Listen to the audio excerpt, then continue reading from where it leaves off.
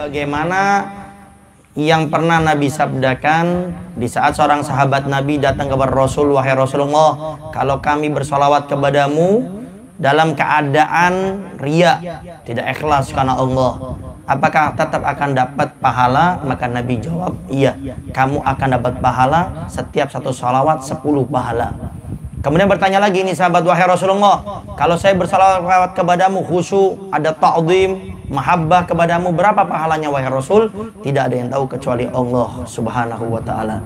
Nah, itu yang Al-Faqir tahu, memang itu adalah yang dipakai oleh Ustadz Kiai ulama kita. Adapun itu hadisnya sahih, hasan ataupun tidak, Al-Faqir kurang paham, ya. Cuma yang jelas itu memang sudah sering kita perdengarkan, ya. Jadi tidak menjadi masalah kalau itu dijadikan dalil. Tapi yang perlu Al-Faqir garis bawahi, kalau ada orang dikit-dikit tanya hadisnya ini sahih, hasan, dhaif, maudhu, matruk, mutorib, suluh dia buka, Anda punya rujukan kitab apa? Anda pernah belajar ilmu mustalah hadis, kitabnya apa? Ini kadang ada orang nih bahlul cuma sok alim gitu loh, cuma pengen menampakkan kealimannya, cuma sayangnya sama orang yang salah alamat. Sampai hari ini tuh orang kayak gitu tuh suka nanya sama orang awam. Coba datanya ke kiai kan beres, datanya ke ulama kan beres, mau buka kitab mustalah hadis apa? Jadi ada ilmu namanya mustalahul hadis. Itu ilmu yang membahas secara detail khusus tentang kedudukan hadis. Hadis itu sahih, hadis itu hasan, hadis itu dhaif, dan nanti hadis dhaif bisa menjadi hasan, bisa menjadi sahih karena didukung dengan hadis-hadis yang lainnya. Itu kelasnya ulama. Tapi yang aneh bin ajaib, ada orang nggak pernah mondok, nggak pernah belajar ilmu agama secara khusus. Cuma dia pernah belajar dengan seorang ustadz, yang ustadznya pun nggak tahu akidahnya seperti apa. Ada orang baca maulid, mana dalilnya? Dikasih dalil hadisnya sahih atau hasan. Tanya balik sama dia, Anda belajar ilmunya itu mustalah hadisnya apa yang dibaca? Kadang ditanya tentang ilmu mustalah hadis juga pelongo-pelongo, itu ilmu apa itu? Nah, Anda tanya kedudukan hadis, itu namanya ilmunya ilmu apa? Pelongo-pelongo, kan aneh. Ada orang ngomong panjang lebar masalah martabak telur. Ditanya martabak telur itu kayak apa bentuknya? Nyaho. Kan aneh ini orang kayak gini. Ngomong wush, udah paling alimnya manusia sedunia sudah. Nggak ada yang alim kecuali dia.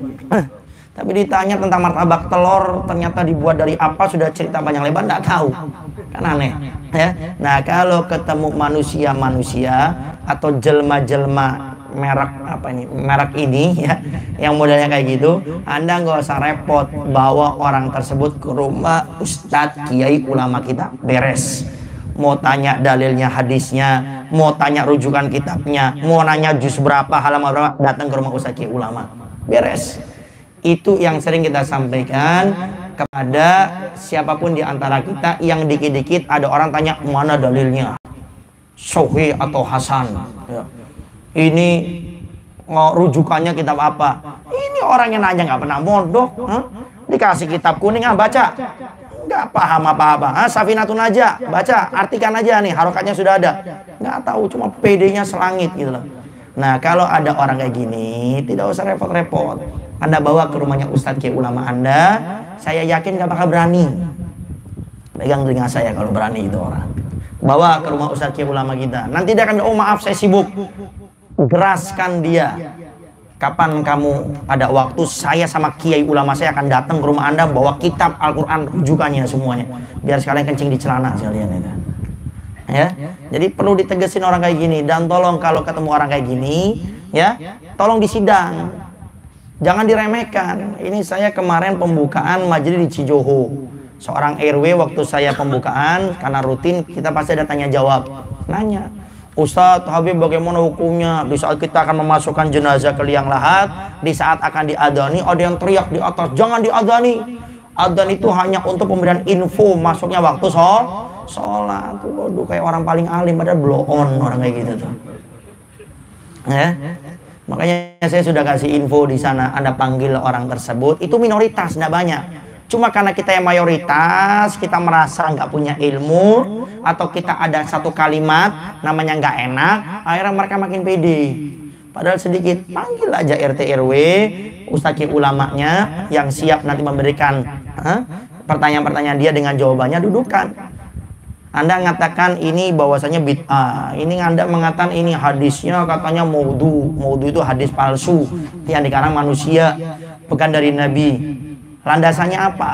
Oh ya saya pernah dengar seperti ini. Kalau dalil jangan pakai kayak gitu. Mana kitabnya, rujukannya apa? Kan Anda ngomong, nanya hadisnya ini seperti apa, rujukannya apa. Kalau dia nggak bisa jawab, minta kiai ustaz kita untuk menjawab, memberikan dalil, dan RT RW kasih tahu sama dia, Anda boleh ditinggal di rumah kami, di desa kami, di kampung kami, cuma jangan menyebarkan akidah yang aneh-aneh seperti ini. Kalau tidak, silakan cari tempat yang lain.